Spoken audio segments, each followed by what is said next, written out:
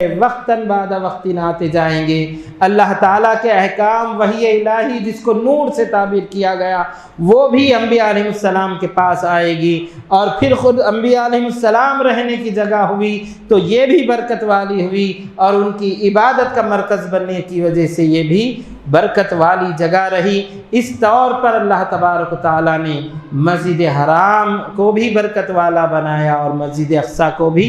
برکت والا بنایا، لِنُرِيَهُ مِنْ آیاتنا، تاکہ ہم ان کو محمد صلی اللہ علیہ وسلم کو اپنی آیتیں، اپنی نشانیاں دکھائے۔ اس سفر کی غرض یہ رہی کہ اس سفر میں اللہ تبارک و تعالیٰ اپنی قدرت کی نشانیاں سرکار دو عالم صلی اللہ علیہ وسلم کو دکھلانا چاہتا ہے، اور اپنی قدرت کے تحفے اور اپنے پروردگار کی طرف سے کئی ایک اچھائیاں سرکار کو نوازنا چاہتا ہے۔ اس لیے اللہ تبارک و تعالیٰ نے یہ سفر بھی کروایا اور ساتھ میں فرمایا لِنُرِيَهُ مِنْ آیاتنا، تاکہ ہم ان کو اپنی قدرت کی نشانیوں میں سے دکھائیں۔ لہٰذا مسجد اقصیٰ اللہ تعالیٰ کی قدرت کی نشانیوں میں سے ہے، اور اس کو دکھلانا، اس کی زیارت کروانا اللہ تبارک و تعالیٰ کا مقصود رہا، اور اس کو اللہ تعالیٰ نے یہاں پر ذکر فرمایا لِنُرِيَهُ مِنْ آیاتنا إِنَّهُ هُوَ السَّمِيعُ الْبَصِيرُ۔ بلا شبہ وہ کون؟ اللہ تبارک و تعالیٰ سننے والا ہے اپنے بندے کی جو بھی آج وہ کہیں گے، اور بصیر دیکھنے والا ہے کہ آج وہ جو جو کریں گے دیکھنے والا ہے۔ دوسری توجہ یہ بتلائی انہو، بے شک وہ یعنی محمد صلی اللہ علیہ وسلم، سمیع، سننے والے ہیں کہ اللہ تعالیٰ جو سناتا ہے آج سنتے جائیں گے، بصیر، دیکھنے والے ہیں کہ کتنی قدرت کی نشانیاں اللہ تعالیٰ دکھاتا ہے، دیکھتے جائیں۔ یہ جو سفر ہوا قرآن کریم میں ذکر کیا گیا کہ مسجد حرام سے مسجد اقصیٰ تک کا یہ سفر اللہ تبارک و تعالیٰ نے قرآن میں ذکر کیا ہے۔ اس کا انکار کوئی نہیں کر سکتا، کوئی مسلمان کے لیے انکار کی گنجائش نہیں ہے۔ اگر وہ انکار کرتا ہے تو قرآنی حکم، قرآنی آیت کا انکار ہوگا، اور وہ اس کی وجہ سے کافر قرار دیا جائے گا کہ قرآنی آیت کا انکار کر رہا ہے۔ لہٰذا سفر معراج کا ایک مرحلہ یہ قرآن میں یہاں پر ذکر کیا گیا کہ مسجد حرام سے مسجد اقصیٰ تک اللہ تبارک و تعالیٰ اپنے بندے کو محمد صلی اللہ علیہ وسلم کو رات کے کچھ حصے میں سفر کروایا۔ اب اس کے اوپر دیکھا جائے تو اس زمانے میں کوئی ایسی موٹر یا کوئی ایسی اڑنے والی سواری یا کوئی ایسی ٹرین یا بلٹ ٹرین نہیں تھی جو منٹوں میں، سیکنڈوں میں میلوں کا سفر طے کر سکے۔ لہٰذا اس زمانے کی سواری تھی تو یا تو پانی پہ چلتے تو کشتیاں رہتے، یا اونٹ یا گھوڑے وغیرہ ہی پر سواری ہوا کرتی تھی۔ پھر راستے معلوم ہونا یہ بھی ضروری تھا۔ اس طریقے سے اس زمانے کی رفتار اور سواری کی رفتار کے حساب سے ملک شام کو مکہ مکرمہ کے افراد جاتے اور وہاں پر تجارت کا سامان بیچتے، پھر وہاں سے تجارت کا سامان خرید کر لے کر آتے اور مکہ مکرمہ میں بیچتے، کیونکہ ان کی وادی مکہ مکرمہ کی زراعت کی وادی نہیں تھی، لہٰذا ان کا پیشہ تجارت تھا، کاروبار کرنے کو انہوں نے اختیار کیا تھا۔ اور اللہ تبارک و تعالیٰ خود ارشاد فرما رہا ہے لِإِيلَافِ قُرَيْشٍ إِيلَافِهِمْ رِحْلَةَ الشِّتَاءِ وَالصَّيْفِ۔ الفت رہی ہے قریش قبیلے کی، ان کی الفت رہی ہے رحلت الشتاء والصیف، سرما اور گرما کے دونوں سفروں کی، جو ان کی تجارت کا بنیادی معیار رہا۔ تو یہ سفر ملک شام کو جانے کا اس زمانے کی رفتار کے حساب سے 1.25 مہینے تک کی مسافت طے کرتا ہے۔ 1.25 مہینہ چلتے ہیں تو پھر مسجد اقصیٰ تک، ملک شام تک پہنچتے ہیں، پھر وہاں سے پلٹ کر آتے ہیں تو 1.25 مہینہ اگر لگتا ہے تو پھر پلٹنے کی باری ہوتی ہے۔ لہٰذا اس لحاظ سے صرف مسجد حرام سے مسجد اقصیٰ تک جانا 2.5 مہینے کی مسافت اس زمانے کے لحاظ سے رہی ہے۔ یہ بات ان مکہ مکرمہ کے کافروں کو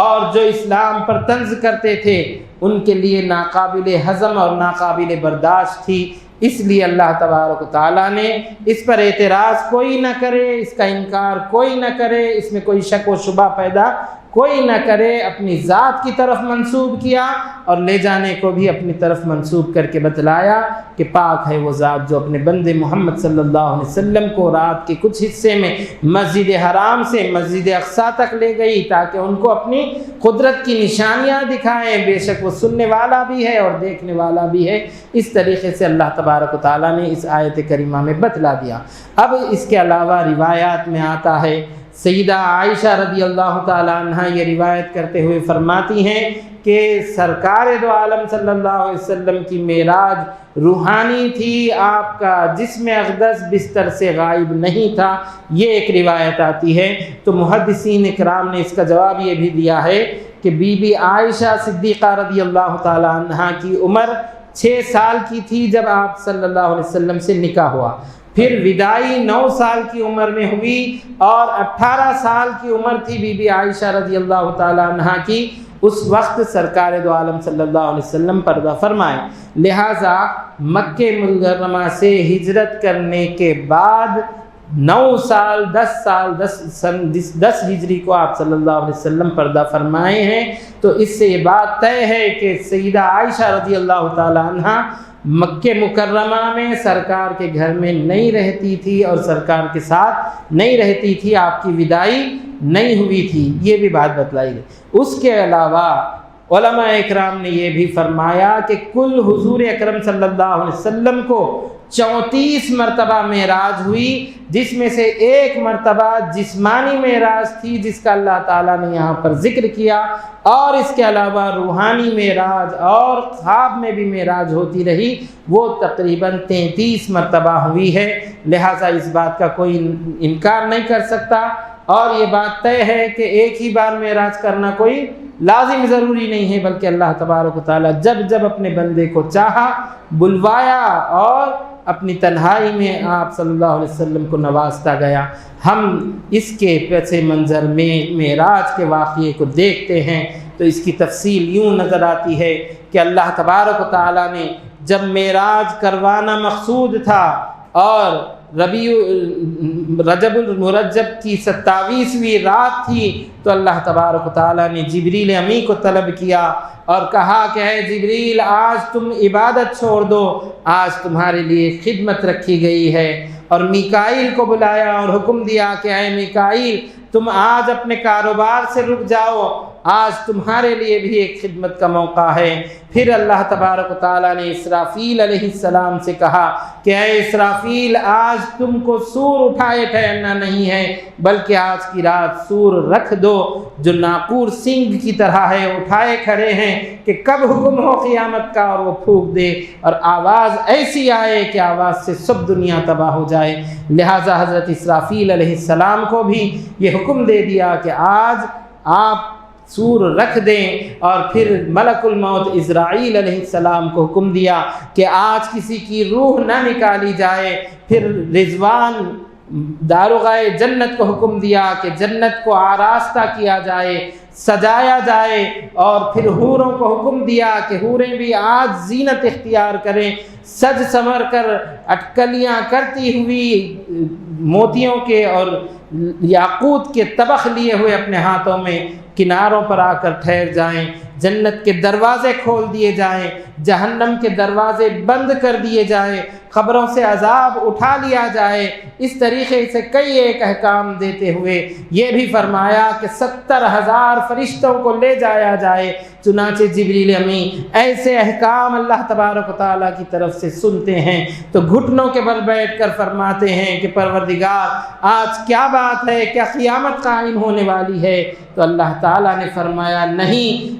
تمہارا پروردگار چاہتا ہے کہ اپنے محبوب محمد صلی اللہ علیہ وسلم کے ساتھ تنہائی اختیار کریں۔ چنانچہ جبریل امی کو حکم ہوا کہ جبریل جاؤ، جا کر جنت میں سے ایک براق لے آؤ۔ براق کہتے کسے ہیں؟ براق ایک جانور ہے جو گھوڑے سے کم اور خچر سے زائد یا گدھے سے تھوڑا اونچا جانور ہے۔ اس کے بارے میں بتلایا جاتا ہے کہ اس کو پر بھی تھے، اور براق جنت میں جاتے ہیں، دیکھتے ہیں کہ کون سے براق کو لے جاؤں، تو سب براقیں اپنے ٹھاٹ و باٹ میں اکڑی ہوئی تھی، اور ایک براق کو دیکھا کہ غم میں ڈوبی ہوئی ہے، اللہ تعالیٰ کی طرف سے حکم ہوا، جبریل پریشان ہے کہ اتنے ہزاروں براقوں میں سے کس کو لے جاؤں؟ تو اللہ تعالیٰ نے فرمایا ہمارے پاس عاجزی پسند ہے، جو عاجز ہو اس کو لے جاؤ، لہٰذا اس براق کو لیے جاتے ہیں۔ حضور اکرم صلی اللہ علیہ وسلم کی بارگاہ میں حاضر ہوئے تو آپ صلی اللہ علیہ وسلم کے متعلق دو روایات آتے ہیں۔ ایک تو آپ ام ہانی بنت ابی طالب کے گھر میں تشریف فرما تھے، اور ایک مکہ مکرمہ میں جو حتیم کا حصہ خانہ کعبہ کے اطراف دائرہ نما ہے اس میں آرام فرما تھے۔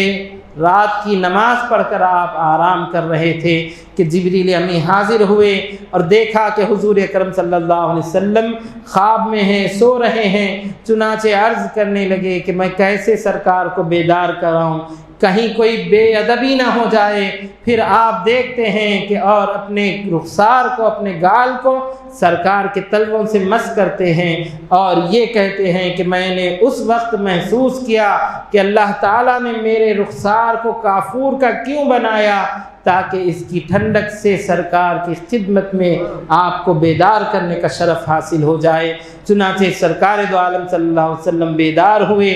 اور فرمایا کہ اے جبریل کدھر آئے، کیوں آئے؟ تو عرض کرنے لگے کہ حضور اکرم صلی اللہ علیہ وسلم آج آپ کا پروردگار آپ کو خلوت میں یاد فرماتا ہے، آپ کو سیر کروانا چاہتا ہے۔ چنانچہ حضور اکرم صلی اللہ علیہ وسلم کو جبریل امین لے گئے اور آپ صلی اللہ علیہ وسلم کا شق صدر ہوا، اور آپ صلی اللہ علیہ وسلم کے شق صدر کے بارے میں ذکر کیا جاتا ہے کہ آپ کے سینے سے لے کے پیٹ تک نشتر لگایا گیا اور قلب انور کو نکالا گیا اور سونے کے تشت میں رکھا گیا، آب زمزم سے دھویا گیا، اور پھر اس میں اللہ تبارک و تعالیٰ کی معرفت کے، اللہ تعالیٰ کی حکمت کے انوار سے بھر دیا گیا، اور پھر قلب انور کو وہیں پر رکھ کر آپ صلی اللہ علیہ وسلم کے سینے اقدس کو بند کیا گیا۔ لہٰذا آپ کے شق صدر کے بارے میں 3 مرتبہ شق صدر ہوا، یہ بات ذکر کی جاتی ہے۔ ایک جب آپ 5 سال کی عمر میں دائی حلیمہ کے قبیلے میں آپ وہاں پر پرورش پا رہے تھے، اس وقت آپ صلی اللہ علیہ وسلم کو لے کر فرشتے آئے اور پہاڑوں میں لے جا کر شق صدر کیے، اور آپ صلی اللہ علیہ وسلم کے قلب انور کو نکالا اور آپ کے قلب انور کو ایمان اور حکمت سے بھر دیا، اور پھر اس میں سے ایک سیاہ نقطہ نکال کر علیحدہ کیا، پھر قلب انور کو رکھ کر سی دیا۔ اس طریقے سے آپ صلی اللہ علیہ وسلم کا پہلا شق صدر آپ کی 5 سالہ عمر تھی اس وقت ہوا۔ پھر دوسرا شق صدر جب پہلی وحی نازل ہوئی اقرا بسم ربک،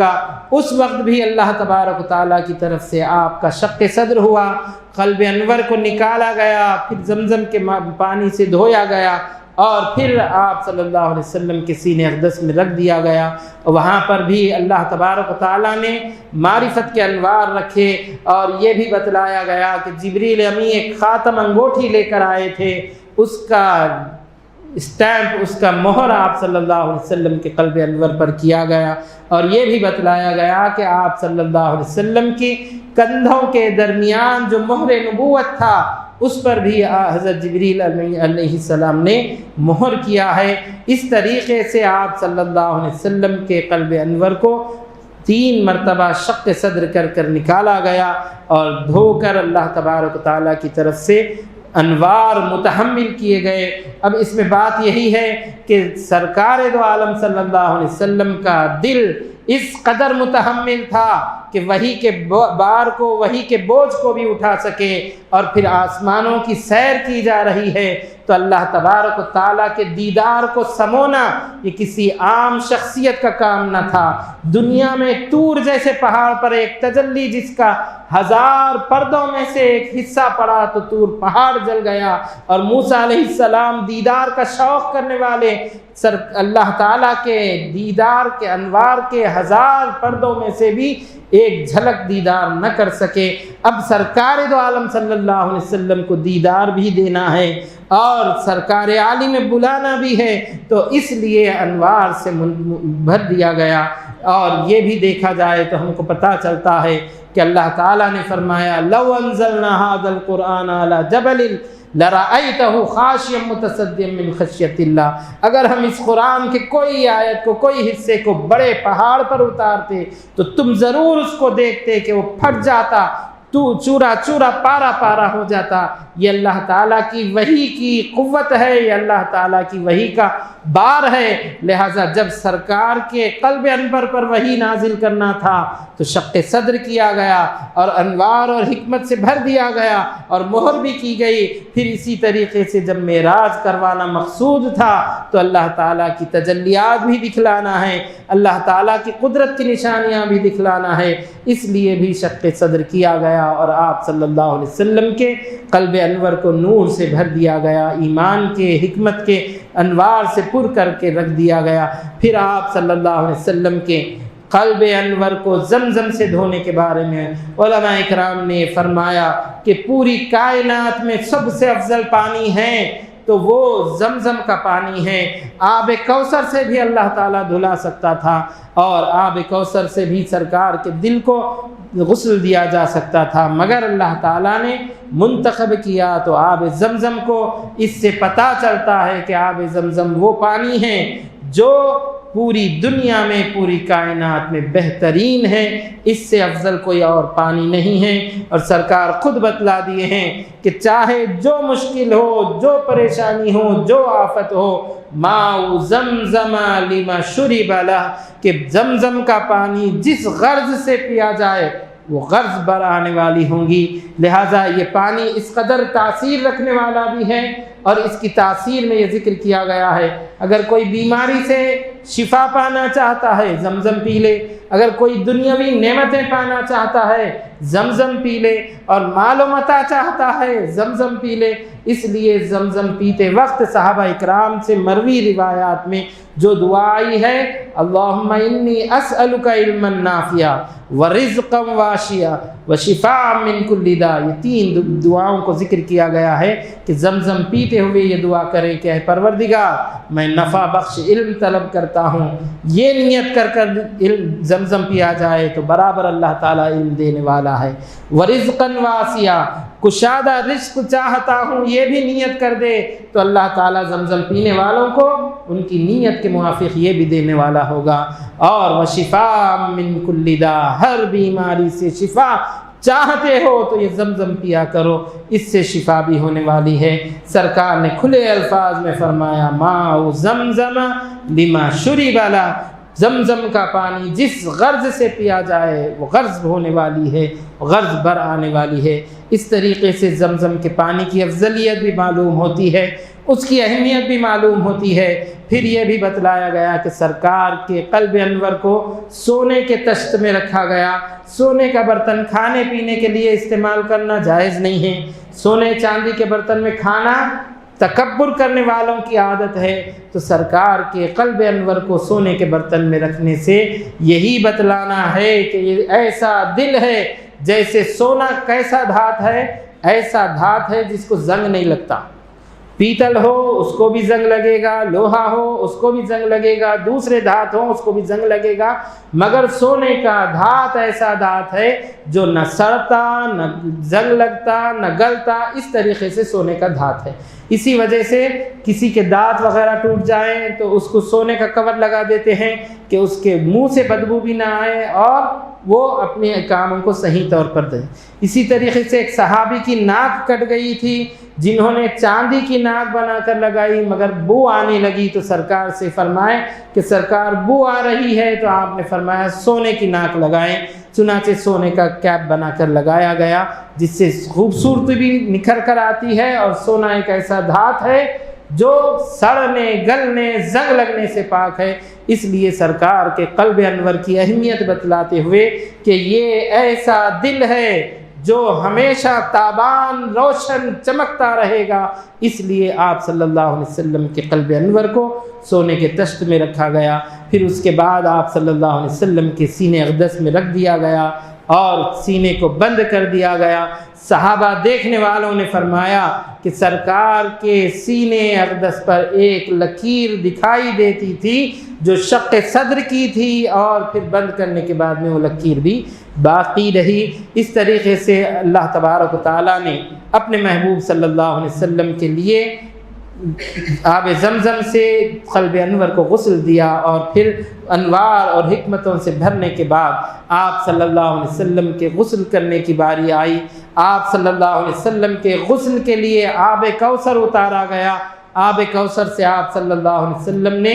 کوثر کے چشمے کے پانی سے غسل کیا۔ پھر جنت کا ایک جوڑا پیش کیا گیا تو وہ جوڑا آپ نے زیب تن فرمایا۔ پھر آپ کو امامہ شریف باندھا گیا جس میں اللہ تبارک و تعالیٰ کی طرف سے کلمات لکھے ہوئے تھے کہ محمد رسول اللہ، محمد حبیب اللہ، محمد النبی اللہ، اس طریقے سے کلمات لکھے ہوئے تھے۔ اور پھر آپ صلی اللہ علیہ وسلم تیار ہونے کے بعد اب سواری چل پڑتی ہے، اور جبریل امی آتے ہیں سواری لے کر اس براق کو